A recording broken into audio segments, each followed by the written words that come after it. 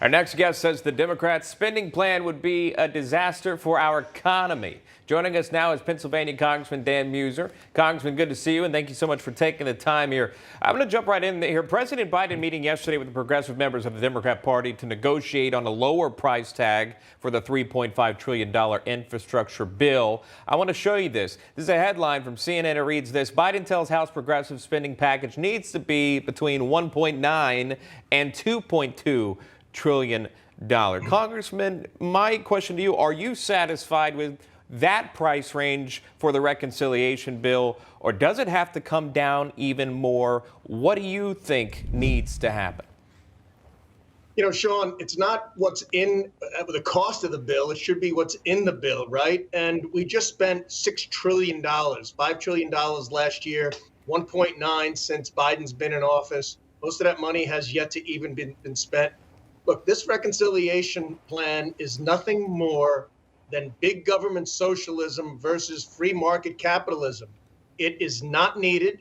The economy is hot. It will do nothing but diminish workforce availability. And here's the other thing. Joe Biden has already capitulated, already surrendered to the far left.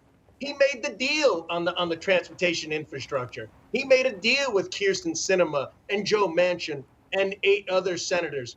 We were ready to get on board with that T&I plan. I was as well. He held it hostage for this wild spending and taxes, by the way, well over $2 trillion in taxes that are going to affect everybody.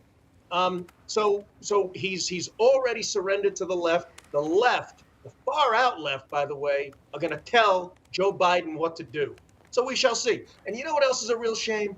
That anyone who disagrees with this group, this far left group, if you disagree with them 1%, if you don't agree with them 100%, they demonize you. Look what they're doing to Kyrsten Sinema, who's probably the smartest of the bunch, as well as Joe Manchin. Unbelievable. Yeah, I was going to ask you actually about that. She was essentially accosted in a private ladies' room, and then on the air in the plane, and then at the airport. The president's response was essentially this is a part of the process, unless you have Secret Service. Your thoughts on the president's response to that?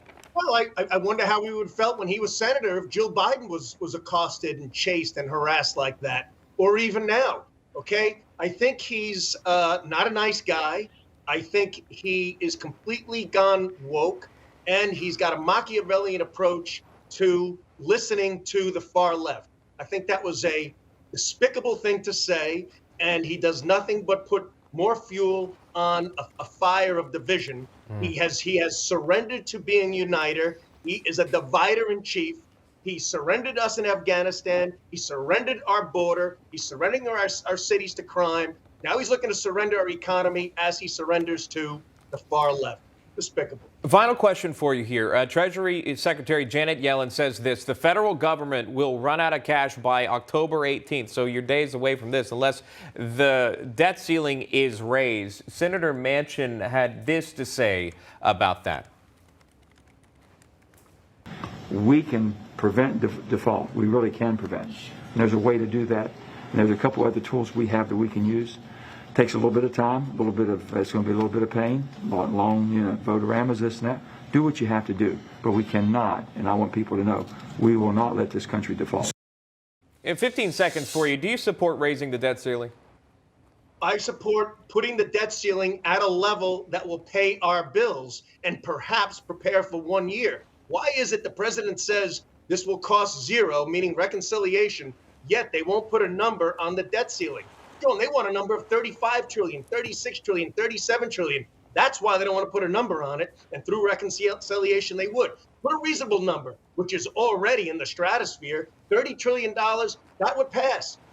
We're at 29.6 as it is. But since here they tell us it's a zero cost, yet they need $5-6 trillion more on a debt ceiling. If they want that, they're going to own it, and the American people are going to know it. That's Congressman Dan Meuser joining us live. Congressman, thank you so much for your time. I do appreciate that. Same here.